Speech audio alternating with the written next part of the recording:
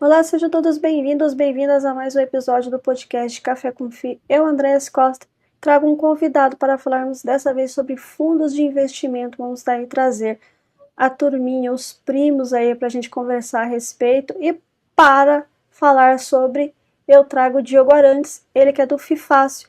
Diogo, seja bem-vindo mais uma vez aqui no podcast. É sempre um prazer trazer você aqui para conversarmos a respeito. E esse mercado não para, né, Diogo? Desde setembro do ano Opa. passado, cada mês é uma coisa diferente, né? Seja bem-vindo mais uma vez. Obrigado, André. Obrigado aí. Legal falar com você, com o seu público aí. Falar de mercado, é o que a gente vive, o que a gente faz todos os dias. Conversar com clientes, conversar com gestores, conversar com as pessoas. Ah, um dos nossas ideias sempre foi tentar instruir as pessoas de forma mais fácil, né? Foi até que surgiu o nome, começando por fundos imobiliários, mas depois a gente expande um pouquinho. Bom, mas estamos aqui. Vamos tentar fazer uma boa conversa aí para o pessoal curtir aí e gostar desse conteúdo. Maravilha. E eu já começo aí perguntando algo que os investidores volta e meia gostam até de polemizar um pouquinho, né, Diogo? Os FIIs de tijolos, né, voltaram a crescer ou os de papéis ainda dominam esse mercado?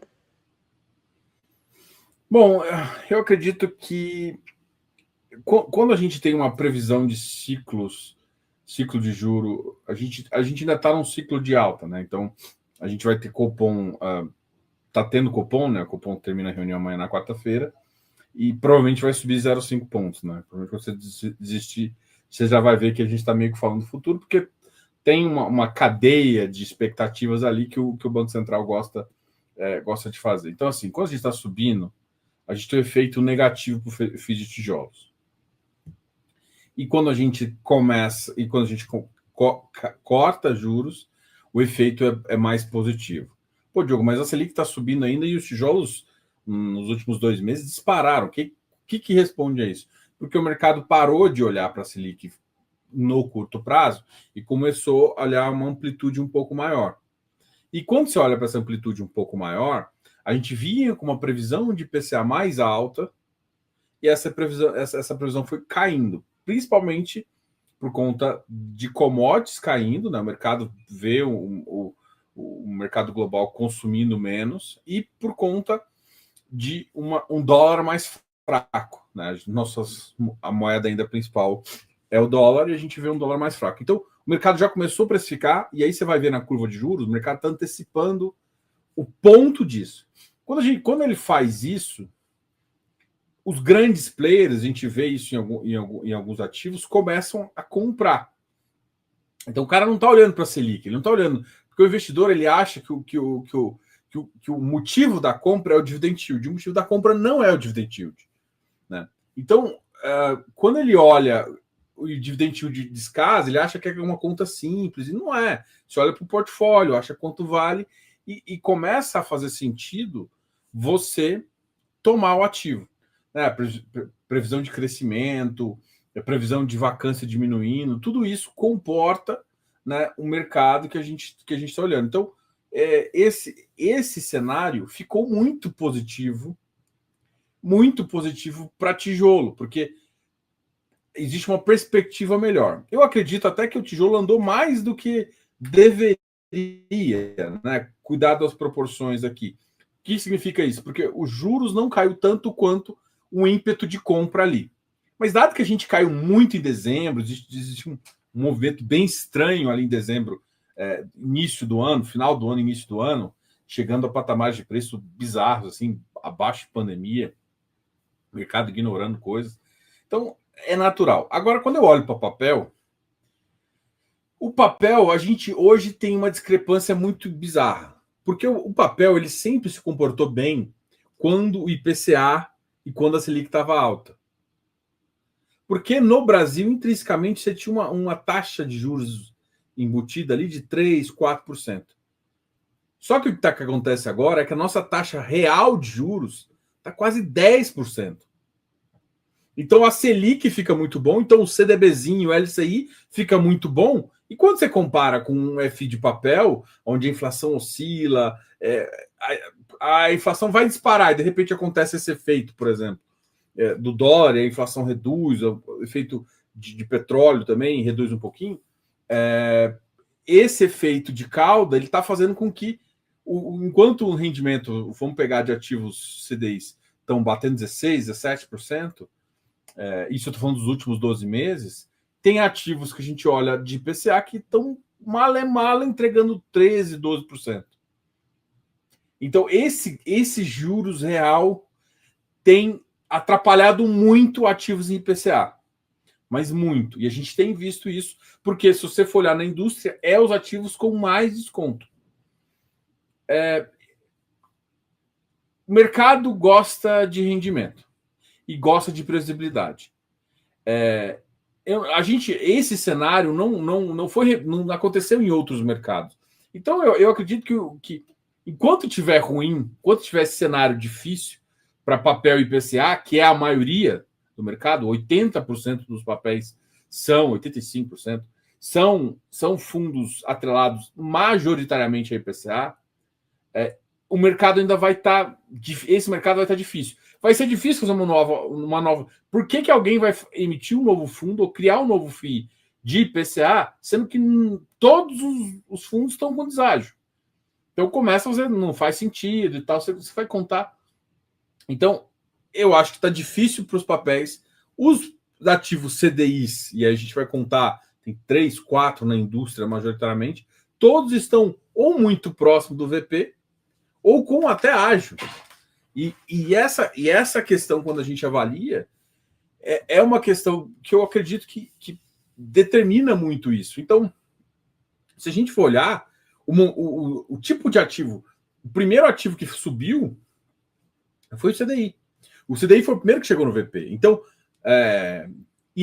só que ele é uma parcela muito pequena. Então, ele influencia relativamente pouco no IFIX. Já o tijolo, ele tem uma parcela relevante. Ele tinha vindo reduzido em relação a momento de mercado desde 2018 ali, era majoritário 60%. Os papéis foram dominando, principalmente pós-pandemia, papel dominou.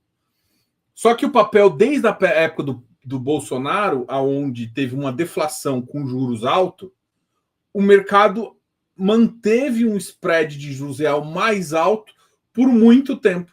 E isso fez com que os papéis IPCA ficassem mais de lado. E a gente vê isso hoje ainda.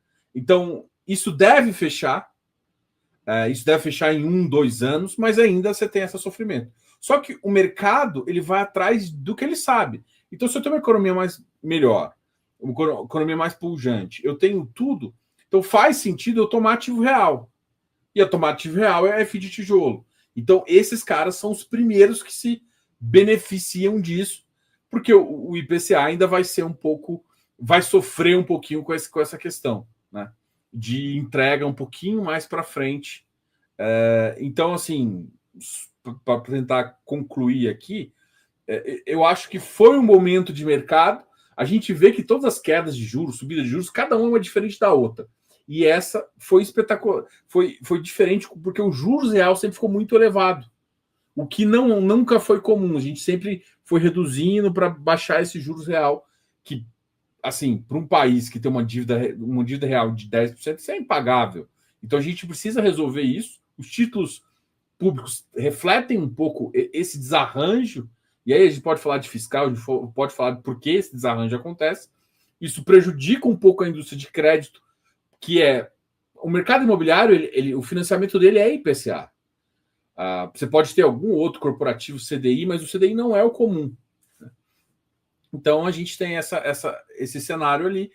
E quando o mercado começa a intenção de recuperar, ou seja, a gente ainda vai ter uma subida, mas como o cara está olhando, não é agora, ele está olhando daqui a um ano, ele falou assim: peraí, eu vou comprar esse tijolo aqui com uma taxa de 12%, ótimo ativo, localização eu gosto, tudo que eu aceito esse risco aqui. Por quê? Porque ele vai estar olhando que ele vai estar recebendo 12% de dividend yield, mais tem uma valoração da cota. E muitas vezes as pessoas esquecem desse fator. Se você faz isso e o ativo atinge VP, por exemplo, ou até tem uma valoração maior, porque se a taxa de juros cai um pouquinho, aí vamos falar de fluxo de contado, o ativo sobe de preço, cara, você tem uma valorização extremamente importante, com ativos com uma taxa de carrego ótima. E aí você tem ativo. E é por isso que acabou, eu acho que, tendo um boom relativamente importante aqui do IFIX, inclusive o IFIX nas máximas, né? A gente teve um 24 horrível, né? Todo mundo viu, mas a gente voltou para o maior patamar do IFIX do mercado. Né? Então a gente está ruim, está com a taxa alta, mas o mercado ainda sabe que existe valor aqui intrínseco em vários ativos.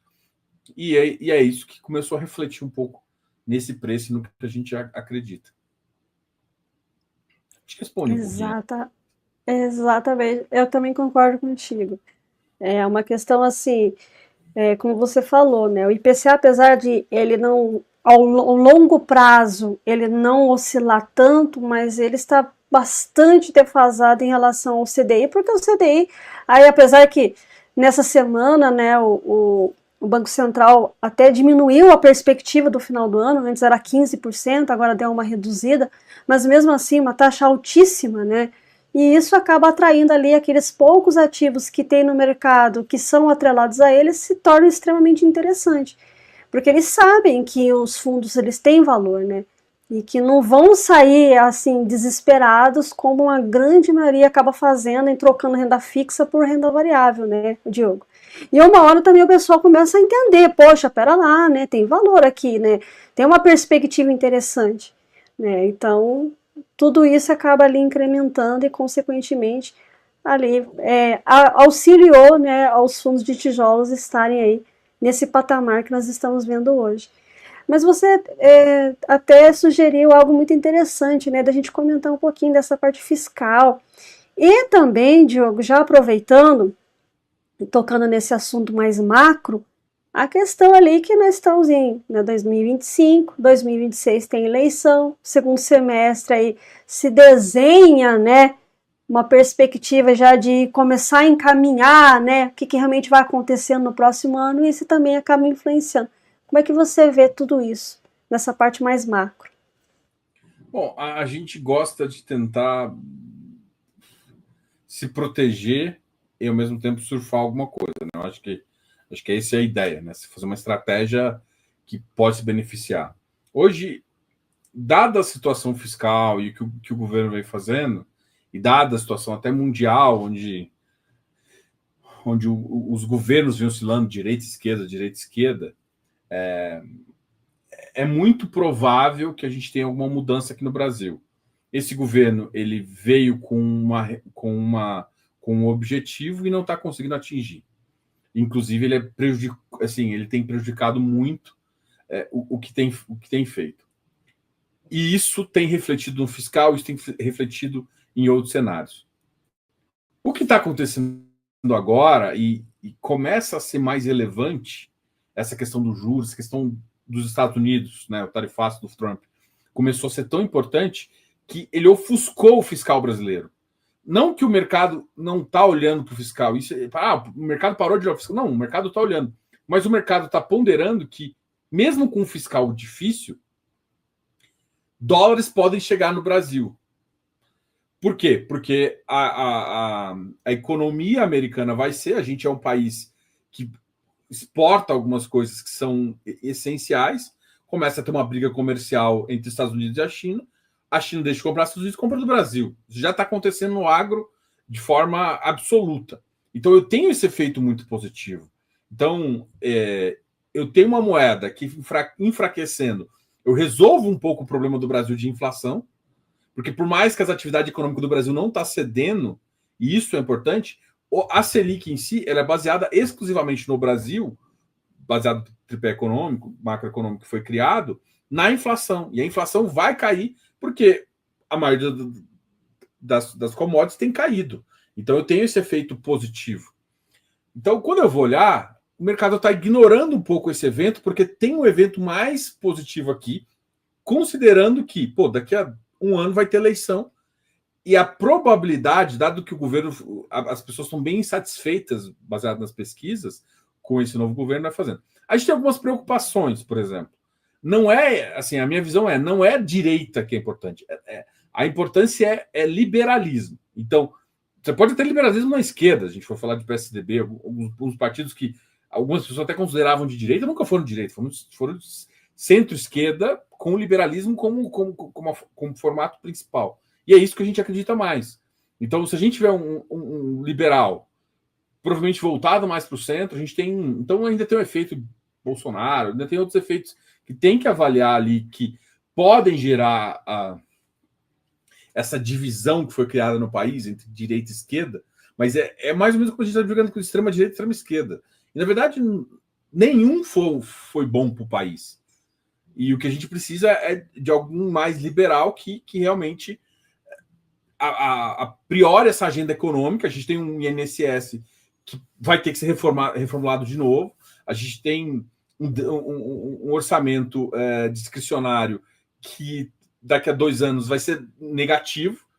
As despesas obrigatórias estão crescendo demais. Então eu tenho problemas demais para resolver e eu preciso de alguém que resolva o problema. E usualmente essa gente vem da direita, mas tem que tomar cuidado ali com que evento vai fazer. Esses eventos macros meio que estão na precificação do mercado, dado que o que a gente vai enxergar agora. Mas quando a gente olha para isso, existe um evento que aí o pessoal fala, o Tarcísio, né, que simboliza essa mudança não tão radical à direita, uma mudança mais aceita pelo mercado. Essa mudança ela traz consigo um otimismo, e economia ela é um pouco do que está acontecendo, mas ela depende da maneira de consumo, e o consumo depende do otimismo das pessoas. Então, a economia é uma ciência, ela tem uma filosofia matemática, mas ela é uma ciência humana. E por ser isso, existe esse efeito que é bem característico. Então, do ponto de vista macro, a gente acredita que esse é o momento. Tem risco pra caramba. Risco de uma guerra geopolítico, né? Vamos falar de uma guerra. A gente tem uma polarização, um cara muito forte na mesa, que está querendo brigar mais. Ele perde um pouco e ele briga com os amigos. Porra, então, assim, era um grupo que era muito grande e forte, ninguém vai mexer com a gente. Começa a ficar fragilizado porque esse cara começa a brigar internamente, a gente já começa a ter problemas geopolíticos. Eu tenho risco geopolítico aumentando no mundo. Aí eu começo a ter riscos comerciais aumentando no mundo, porque não estão mais se obedecendo os tratados, né, de comércio. Então, assim, o risco começa a ficar muito grande. A gente, num certo ponto, está com risco geopolítico mais baixo, a gente sofre, mas vai estar mais baixo. Então, esse evento de cauda negativo que pode acontecer, ele vai ser danoso para o mundo, mas para a gente impacta mais em fluxo do que num gasto com guerra, alguma coisa assim. Então, quando a gente vai analisar isso, a gente tem um momento macro que começa a desenhar relativamente positivo. Dado que eu preciso resolver os problemas, mas em 2 anos eu começo a resolver. O fiscal, e aí a gente tem algumas notícias positivas de curto prazo. Teve superávit fiscal. Então, o fiscal, dá para eu esperar um pouquinho? Dá para esperar 2 anos? Mesmo que não der, vai ser o que tem. E aí a gente começa a olhar isso. E aí você começa a colocar os riscos de caudas ali para importar. Mas o mercado já começa a olhar isso como positivo, e a gente viu essa valoração tanto do Bovespa quanto do próprio IFIX. O IFIX ele deu uma subida bem forte, acumulando acho que 8 ou 9% no ano, uma coisa bem interessante aí. E alguns ativos 12%, 15%. Né? Então, a gente vê uma recuperação nominal muito forte. Né? De novo, nominal, porque a real ainda, se a gente vai olhar números reais do IFIX, o IFIX ficou bem para trás, porque a gente teve a inflação ainda bem determinada. Então, quando a gente olha para o macro, é isso. O fiscal é importante, mas não está sendo debatido agora. O risco externo ficou mais relevante, mas mesmo assim, internamente, me parece que a gente achou um ponto de começar. Vamos ver se vai funcionar. Mas tem reformas internas que ainda podem sair e muita coisa para dar volatilidade aí nesse mercado.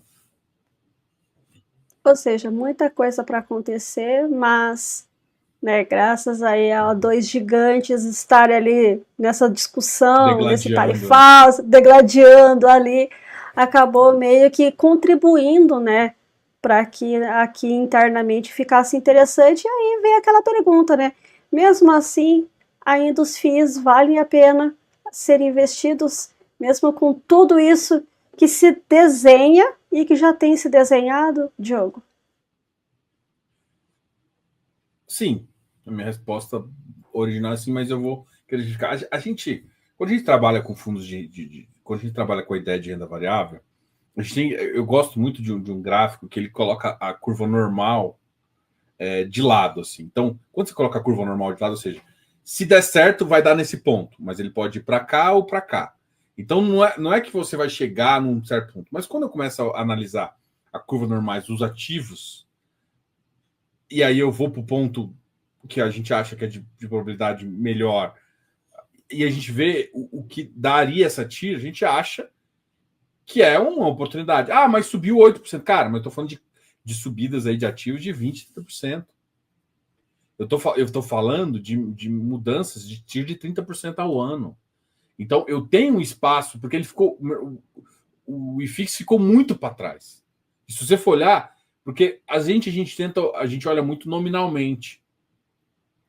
Mas se você considerar a inflação, e a inflação ela é embutida no valor agregado do imóvel. O problema todo é que o FI ele não é o valor do imóvel, ele é um valor de uma variável que deveria ser isso, mas ele tem uma componente de renda variável. Por que isso? Por que essa diferença? A diferença é porque você pode vender, você não tem que segurar. A diferença é o objetivo, é a liquidez, tudo isso gera com que esse ativo seja um ativo de imóvel, mas ele também comporta como ativo financeiro. E isso acontece com as ações também, as ações estão muito descontadas. Parte disso é justificado, ou seja, nem todas as ações conseguiram repor a inflação. Mas quando a gente tem um ciclo econômico favorável, a gente tem essa incorporação no preço dos ativos e a gente acredita que isso vai acontecer. Então, o iFix ele deve ter esse momento mais favorável e quando você olha para frente ainda tem muito que subir. Essa subidinha não foi nada perto do que pode subir. Vai subir exponencial para cima e ad eterno? É óbvio que não, vai ter oscilações como todo o mercado. Mas existe uma perspectiva melhor. Como existem riscos também consideráveis que a gente tem que botar na mesa para conversar de novo, entendeu? Exatamente. É analisar caso a caso e ver ali como é que está a situação, né, Diogo? Eu vou citar, por exemplo, um exemplo. Acho que um dos ativos que hoje, inclusive, está em queda, que é o PVBI. O PVBI é um ativo que vale R$ 105. E se você faz um valuation descontado de alguns dos ativos que a gente acha que nem está no máximo, ele vale mais de 110. Ele está custando 76. Parte da precificação é por conta do fluxo, da vacância. Ele teve uma vacância recente de um dos principais ativos do FL 4400, que é do Banco da China, que tá saindo de lá. Existem essas vacâncias pontuais. Então, ele tem uma vacância também em relação a isso. Ele tem, não estou falando que os ativos não têm problema, mas o valor do ativo é muito maior do que está sendo mostrado na tela. Ah, mas quando isso converge? Porque eu acho que todo mundo fica nessa. Quando isso converge? A gente nunca sabe. A gente sabe que precisa de um ciclo positivo para o mercado começar a enxergar. Mas o mercado real já tem mostrado tanto essa vacância baixa ali na Faria Lima, como o apetite de tomar ativos a valores nominais por metro quadrado bem elevados ali naquela região. Então, quando a gente olha isso, a gente fala, pô, peraí, se botar a valorização potencial desse ativo é mais de 45%. Se a gente fala que isso vai acontecer em 2 anos, mais uma TIR de carrego do próprio aluguel, que pode voltar para 60 centavos quando resolver um pouquinho de vacância, eu tenho uma TIR potencial de mais de 28%, mais de 30%. É uma coisa muito positiva. Ah, mas vai acontecer dessa forma? Se a gente soubesse o que iria acontecer, a gente vendia tudo e colocava, né? Então, não, existe um imponderável. Por isso que a gente fala de carteira. existe um risco embutido em características, e aí o macro entra, né? A gente colocou o cenário base, mas e se acontecer uma guerra, que é o risco de cauda, que a gente chama? E esse risco de cauda, se o risco de cauda acontecer, a gente tem um outro efeito, a gente pode não subir. E quando o mercado está negativo, ele olha muito como se fosse o dividend yield, fosse a marcação de preço dele, e não em si como o imóvel fosse a marcação, né? Então, eu acho que responde um pouquinho essa questão de vale a pena? Em termos de TI futuro, a gente vê que sim, mas não estamos desconsiderando o risco, e isso tem que estar na sua matemática ali de montagem de estratégia, que é a montagem da sua carteira. Exatamente. Passando dos fundos imobiliários, Diogo, vamos falar um pouquinho sobre os FIINFRAs, né? Os riscos de investir hoje nesse tipo de ativo, que na minha concepção, vamos ver se você concorda, eu sinto eles mais como um hedge, até por essa previsibilidade de um fluxo, né, de um tempo maior. Assim, eu concordo, assim, eu acho que eles têm são ativos de crédito, então eu acho que alguns desses podem substituir uma carta de debênture, né? Em vez de você ter debênture, você ter esse ativo, com uma taxa, inclusive, melhor. Existem alguns riscos embutidos em relação a isso, sim, mas eu acho que isso funciona bem. São ativos, em termos de risco, que no momento difícil como esse, tem menos risco que, inclusive, imobiliário. Então, quando eu comparo dois ativos high grades e os ativos de infra, me parece com risco menor. É um segmento que potencialmente vai crescer muito no Brasil. Se for olhar o nível que a gente teve de debêntures, emissões de debêntures, a gente vê que a gente foi para outro nível. Grande parte foi por esses produtos. Esses produtos, eles são muito bons, porque se você toma abaixo do VP, você está comprando uma debênture abaixo do preço dela. Então, se você confiar na gestão, você faz dinheiro. Você sabe que você fez dinheiro. Então, essa questão, eu costumo olhar, é uma renda variável, mas eu costumo, às vezes, colocar ele em muitos clientes como se fosse uma renda, não como se fosse uma renda fixa, uma renda variável, mas num perfil de risco para eu ganhar segmentação e inflação, né? E aí, assim, a vantagem desses produtos é muito legal. Por quê? Porque com o hedge, com uma proteção, com uma variação, eu posso mudar de indexador. Então, eu tenho produtos da CDI, eu tenho produtos da IMAB, eu tenho produtos da MB5. Então, eu posso escolher a gama. E por que isso é importante? Porque como estrategista, igual agora, eu acho que a taxa de juros longa vai cair. E se for olhar, foi isso que aconteceu nos últimos um mês aqui. Então, se eu estou fazendo isso, eu alongo a minha duration. E isso é uma B5. O mercado está mais difícil, eu encurto. Ou seja, vou mais para CDI, fico com uma B5. Então, eu tenho opções de ativos com isso. Mas e o risco embaixo? Cara, quase todos os fundos estão com diversificações semelhantes. Porque a fonte, a debênture em si, são muito parecidas. Então, se você for olhar o grau e eu acho que essa vai ser uma das características principais dos ativos, principalmente dos mais high grades. É claro que existem caras diferenciados. O Kinea é um dos diferenciados, a gente vai em operações regionais. O Itaú tem uma pequena parcela, agora já foi maior, agora é uma pequena parcela disso. Tem Bocaina que faz isso, tem a ZQuest que faz isso, tem a turma da Sparta. Mauá. É que a Sparta ela não vai atrás de operações específicas, ela vai atrás de operações de mercado, né? Então, eu estou falando assim em termos de debêntures específicas. Então, assim, você vai achar empresas como a Sparta, como até o Bradesco, Itaú, grande parte da carteira do Itaú está assim, o GIM e vários outros que vão atrás das debêntures de mercado, e a gente vai ter caras que vão atrás de originação de operação própria, né? E aí que eu citei o Kinea, com o Cadif ali, né? Agora criou também o KNDI, E também o Bocaina, com Bot B, a Mauá, Jaive Mauá com ativos dele também. O Jimby, o Jimbalaia. Os nomes bem criativos. Realmente. E em questão de liquidez, ele tem essa facilidade, assim como o primo mais antigo, que é os fundos imobiliários, e porque isso também acaba ali impactando nos investidores, né? Claro. Você deve sentir muito isso, né, Diogo? Sim, a liquidez ainda é... A gente, por exemplo, a gente tem um ativo, a gente acha interessante, o Ribif, né, o Rosbif, que é da Rio Bravo. Cara, a liquidez dele é trash, assim, é muito difícil. O GIM também.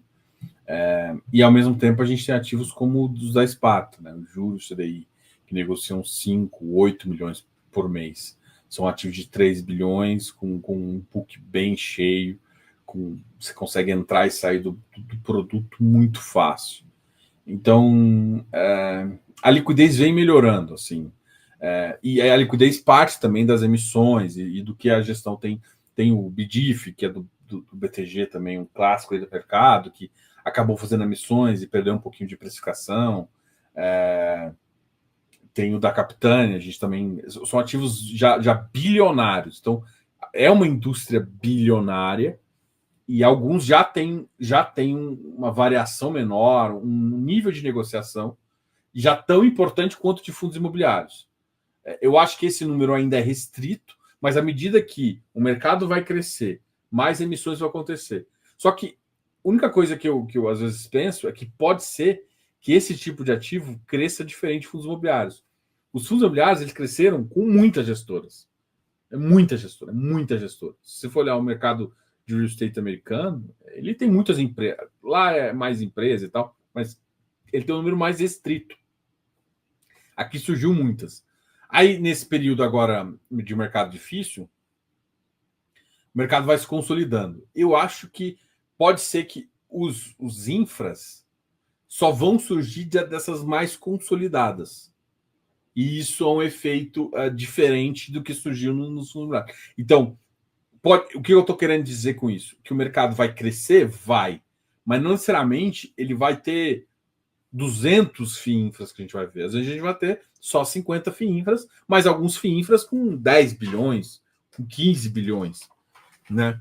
E isso é bom para o mercado porque você começa a tomar uma debênture, você vai pagar um custo operacional para gestão, mas vai ficar muito próximo de você ter de você tá com a debênture em si. Então, fica muito legal de você ter esse tipo de ativo.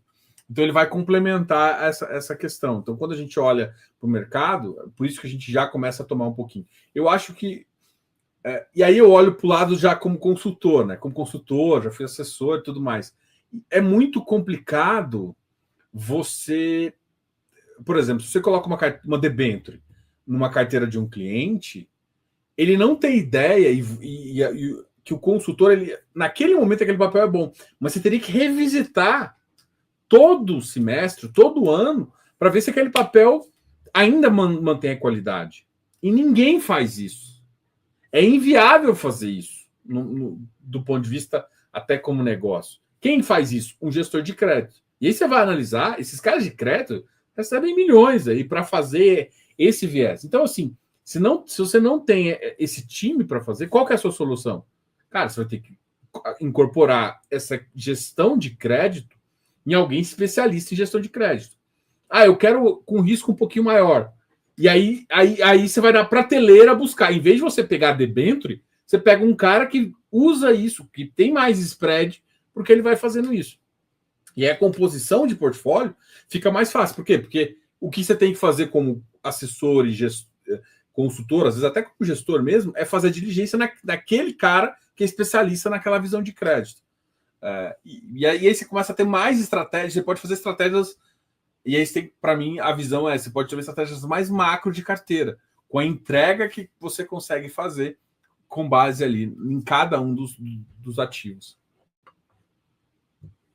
Bem interessante. Em relação ali ao crescimento dos FIINFRAs, eu lembro que até muito tempo atrás, né, você via 11 FIINFRAs, né? Hoje tem 20 e poucos FIINFRAs, né? Ou seja, deu uma crescida, mas é como você falou, dentro de casas específicas, né? Tem casas que Dentro tem de casas já 2, tem específicas, 3, que já né? tinham a visão de crédito e Isso, começou a fazer isso, né? E eu acho que isso exatamente. vai começar, não vai, a gente não, eu não acho que a gente vai ver 100 FIINFRAs.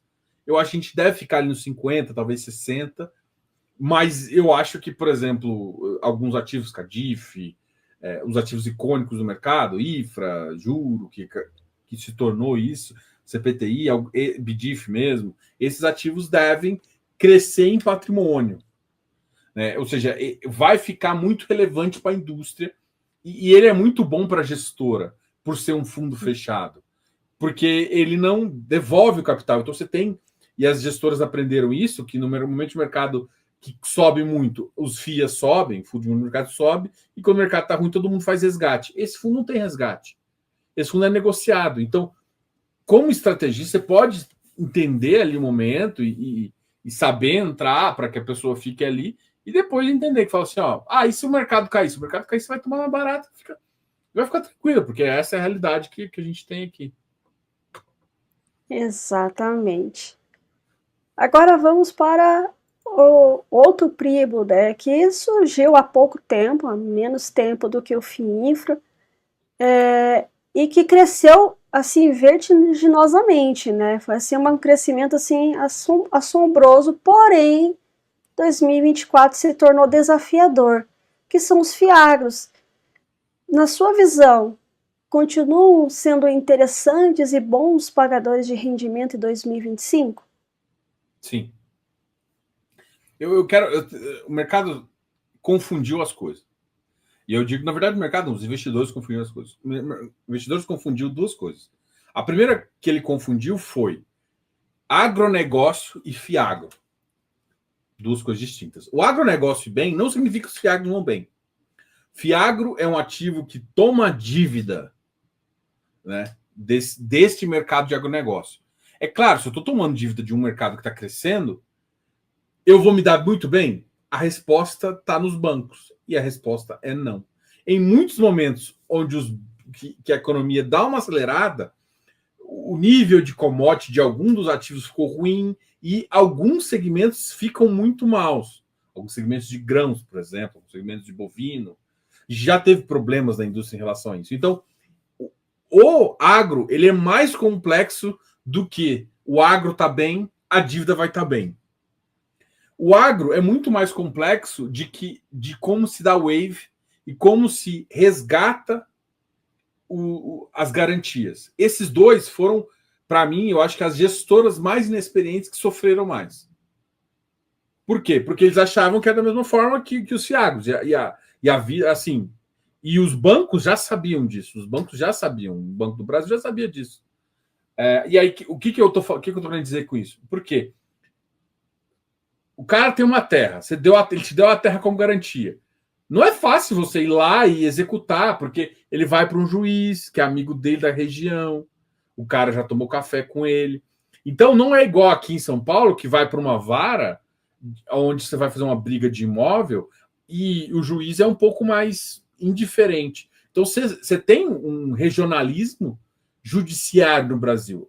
Mas quando eu subir, eu não vou ter esse problema. Sim, mas até você levar para as instâncias maiores, você vai ter um gasto jurídico muito maior e é o que está acontecendo. Então, teve vários ativos que tinham boas amarrações, que há amarrações de crédito que o pessoal mesmo fazia no fundo imobiliário, que foram péssimas, porque não conseguiu o objetivo. E o mercado ele não está preparado para dar o wave, que é. O que o banco faz? Cara, o cara não conseguiu, porque a safra foi ruim, porque deu um problema. Não sei o quê. Tem muito mais problema climático. Então, não é só problema de crédito, é um problema climático. Todo esse entendimento de crédito, eu acho que as gestoras, muitas gestoras não tinham a competência, não se prepararam tanto, faziam um pouquinho de agro e achou que por fazer um pouquinho conseguiria fazer uma gestão muito maior e se embananaram. Tinha outros efeitos que é um efeito jurídico que ninguém considerou, porque o que acontece? Quando você amplia muito, você não vai ficar dando só para as melhores, para BR Foods, para minério, você não vai dar, porque esses caras conseguem uma taxa muito mais barata. Então você começa a dar para um cara que não estava tanto ali. E esse cara vai fazendo. Então, como é que foi o enforcement do cara fazer pagamento? Então, todo esse aprendizado vem do mercado. E isso sofreu em 24 e foi uma das indústrias que mais caíram. Por isso, a indústria não presta? Eu acho que essa foi a análise do mercado. E não é assim. O mercado é bom, só que ele tem seus percalços. E ele cresceu muito rápido e fez com que a expansão de crédito, porque o mercado precisa de expansão de crédito, fosse muito rápido e de uma forma um pouco desenfreada. Eu acho que a gente vai voltar a crescer de uma forma mais organizada. Eu acho que deve ter também uma consolidação dos fiagros. E parte disso foi porque o mercado de agro já é muito mais atrelado a dólares CDI. E aí o CDI, como a gente estava com juros real muito elevado depois da pandemia, desde 22, desde 23, aí esse efeito dos fiagros foram muito agradados. O cara deu muito dinheiro para quem não podia dar, para conseguir fazer, e aí teve um efeito bem negativo no mercado. Mas, passando essa fase de aprendizado, são ativos bons. São ativos que o mercado de agronegócio é um dos mercados que mais vai tomar dívida no Brasil. É um dos potenciais. O Brasil, esse negócio de ser um celeiro não é uma coisa ruim, é uma coisa positiva. A gente ser isso. Agora, a gente tem que saber industrializar as coisas também e entregar mais valor agregado para as nossas commodities. Eu acho que a gente consegue entregar em alguns aspectos muito disso, mas quanto mais valor agregado a gente conseguir colocar nos nossos produtos do agronegócio, mais a gente vai crescer como PIB, o mercado. E isso, essa indústria, esse fomento vai ser importante. Tanto é que toda vez que tentou mexer um pouquinho na regra dos FIIs e FIAGs em relação ao dividendo, a bancada de agro nem deixa mexer. Por quê? Porque já é uma parcela importante desse financiamento. Aí tem alguns outros produtos mais voltados à fazenda, que eles têm mais um risco de equity ali, mas ainda são produtos um pouco mais iniciais, assim, estão na fase inicial e tem um risco um pouco diferente. Mas eu acho que essa mancha do crédito deve passar. A gente já teve uma zona inicial de fundos de crédito no passado, de fundo imobiliário, passou, hoje o mercado expande e existe uma contração natural quando existe spread diferente e quando o mercado não consegue emitir, que é o caso agora. Até inventaram a questão do setipado, inventaram essa porcaria toda aí. Mas, enfim, é esse assim, é um mercado que cresce, que vai crescer, está sofrendo, vai ter esse ajuste, mas vai sobreviver. O mercado precisa de ferramentas de crédito para o agronegócio, além das convencionais. E é muito melhor, por exemplo, você não vai conseguir, e não vai fazer sentido, em muitos casos, ficar comprando crazinho de empresa grande, porque você não tem spread, porque você não vai ganhar dinheiro com isso. Faz mais sentido você entrar num produto isento, que tem alguns benefícios, e o gestor ter esse trabalho de achar bons caras. Agora, tem um aprendizado do mercado e dos gestores também, que eu acho que é esse caminho que a gente tem tomado. Então... Exatamente. Muitos acharam que era de uma forma e na verdade é de outra. Como assim? Produtores rurais, né? Tem muitos fundos que têm produtores rurais ali dentro. Mas isso você tem que auxiliar eles até a questão de governança, para eles entenderem, para se ajustarem, né? E consequentemente conseguir esses capitais. Tem a questão em relação ali, como você falou, não é só as grandes empresas. As grandes empresas, o spread já é muito comprimido, né? E elas conseguem créditos, né, convencionais muito mais interessantes do que no mercado de capital ainda. Confundir, como você falou, né, que o agro, né, ali, colheita de grãos, é a mesma coisa do que crédito, são coisas diferentes. Não só isso, a questão climática, a questão política também. E a questão de garantia, né? Às vezes você vai receber, por exemplo, numa gestora, né, acontece alguma questão ali de um default ou algum problema, o que você vai fazer com o maquinário? Onde você vai deixar? Como que vai fazer? Então, são coisas que, né, com o passar do tempo, você vai entendendo como é que a sistemática acontece e, consequentemente, o mercado vai voltando a se fortalecer, porque os gestores já estão mais batidos, já estão entendendo realmente como é que acontece. E não pura e simplesmente aquela festa oba-oba, CDI subindo, vamos tomar crédito. Mais ou menos é essa visão, né, Diogo? Com certeza. Você falou de ser tipado. E também teve problema. Como é que você viu isso, esse produto aí? Já que você tocou nesse ponto aí, eu acho interessante, né? Já que o nosso papel aqui é educacional, Diogo. Não faz sentido, assim, te enganar, o cara tá te roubando, assim. Ele tá, assim, quase todos os certificados só surgiram porque os caras não tinham janela de emissão. Mas significa que, sim, significa que o produto é ruim. Porque você tinha um produto semelhante, mais barato no mercado. Então, assim, mas eu não. E aí, a única coisa que você ganhou, trouxa, é de não ver a marcação de mercado. Só que na hora que. E aí todo mundo fala: não, mas ninguém precisa vender fundo. Não, mas eu não preciso vender, eu quero ver meu fundo ali. Aí quando precisa vender, vê. É igual, tinha um monte de corajoso comprando Banco Master. Aí, agora todo mundo descorajou, a taxa foi para 20%. Ué, vai lá, confia no CD. Agora vai lá confiar no FGC. Então, assim, eu acho que essa maturidade também, de não querer ver o mercado, eu acho que falta, em vez de você resolver o problema de ensinar, olha, tem oscilação, relaxa. É melhor, é mais fácil você, não vou mostrar a oscilação, muda um botãozinho lá, né? Agora vê na curva e bota na curva. Você está sendo enganado. E quando você vai sair, teve um fundo que deu problema e a gente foi olhar quanto que tem um problema no crédito. Esqueci de qual gestora que era. E aí os caras falam, não, o spread é de 1, 2%. Isso era o que falavam, né? Você toma 2% de spread. Nesse momento, os caras, eu pedi para um cliente fazer a cotação, eles deram 15% do cara. Enquanto no mercado, na época, quando caiu bastante, o mercado ficou a 10% do VP. Então você tomou um spread muito maior na saída, porque o spread é intransparente, veio muita gente querendo vender. E não tem esse efeito da compra, do ímpeto da compra, que ajuda a amortizar, né? Então, assim, é péssimo, não é transparente preço. Mas eu fiquei até o final. Você está sendo trouxa, porque tinha alguma coisa mais barata. Então, assim, até se você ficou até o final, ainda ali funciona. Então, assim, aí começaram a mudar o tipo de certificado para tentar criar alguma coisinha um pouquinho mais palatável, que é um fundo que. Porque esses fundos, qual que é o risco? Depois vem para a bolsa e cai tudo. Então, não, nunca mais vai para a bolsa. E ele vai encerrar de qualquer forma enquanto. Não, aqui tem um comportamento mais disso. Mas mesmo assim,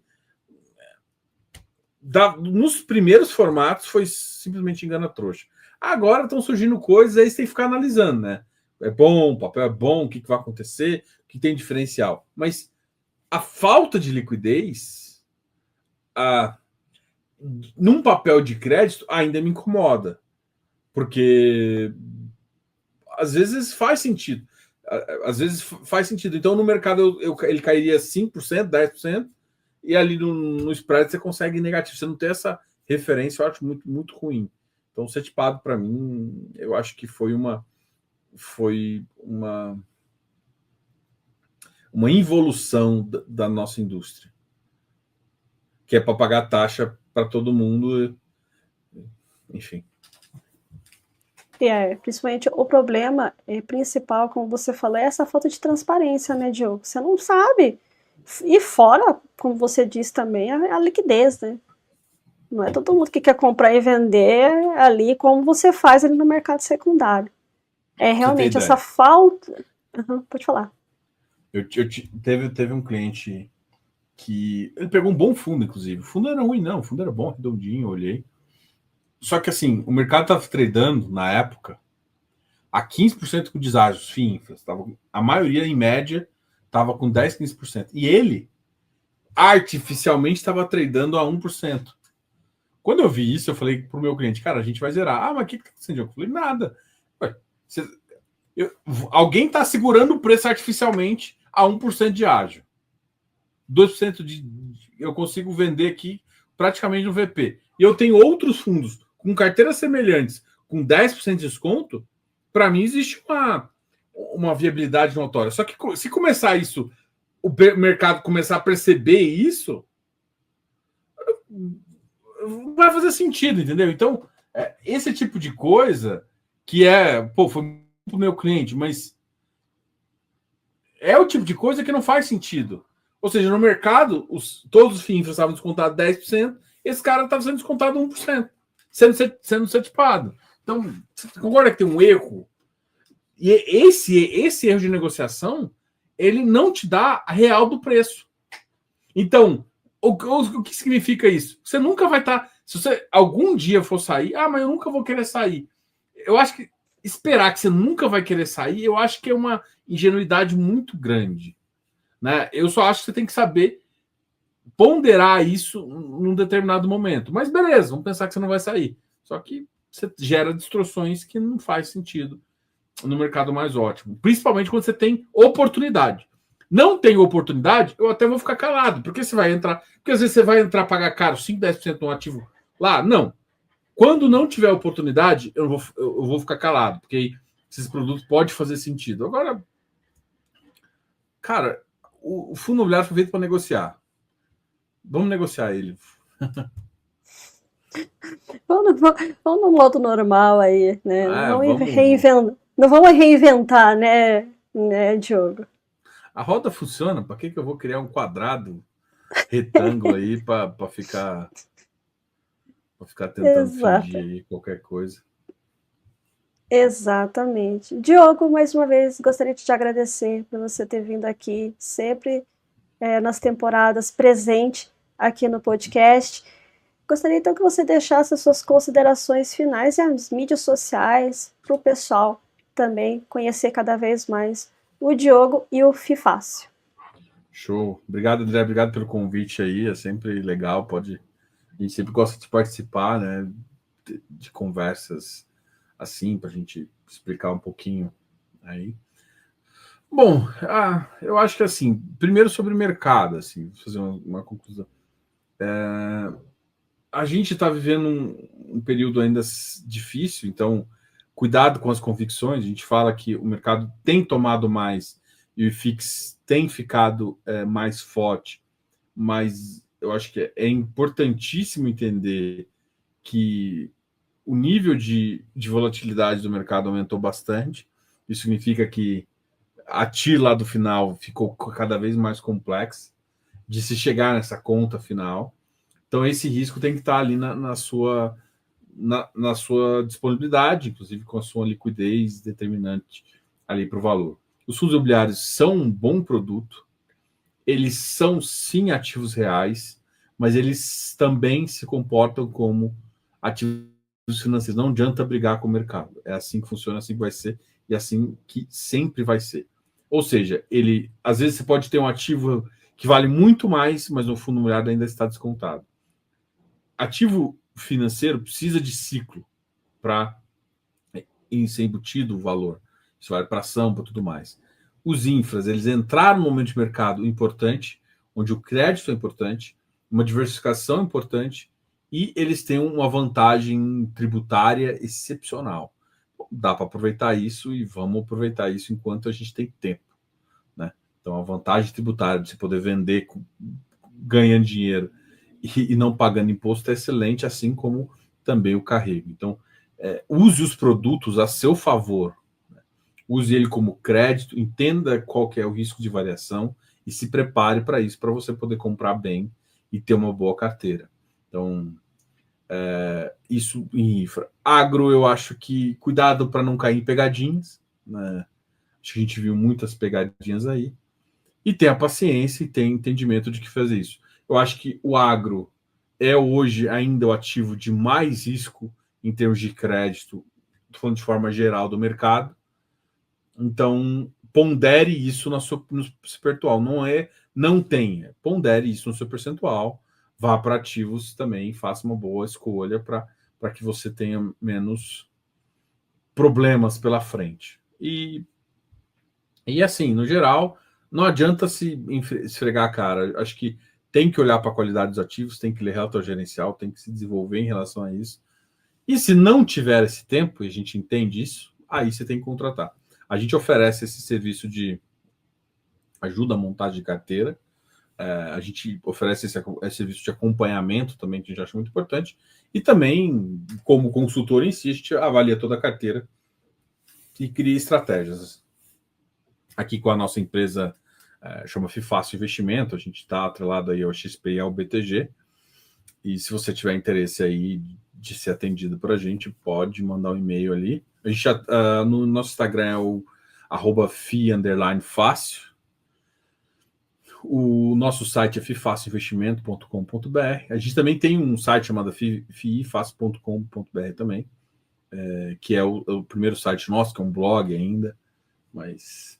E temos também o nosso YouTube, eu acho que também é um canal que a gente faz entrevistas, conversa com gestores e também faz um fechamento de mercado diariamente aí. Obrigado a todo mundo, queria demais agradecer você, André, pelo convite aí, e a gente volta aí quando for convidado ou quando vocês aparecerem lá para tomar um cafezinho ou para conversar aí, potoca. Maravilha, Diogo. Mais uma vez, muito obrigada. Pessoal, não deixe de seguir ali nas redes sociais e também ali visitar o site e prestigiar o trabalho que o Diogo faz. Se você não é inscrito aqui no canal, se inscreva, acione o sininho para ser notificado de todos os episódios do podcast e também não deixe de ouvir nas plataformas de streaming. Mais uma vez, obrigada, Diogo. E, pessoal, até o próximo episódio do podcast. Tchau, tchau. Tchau, tchau, Diogo. Tchau, tchau. Até mais.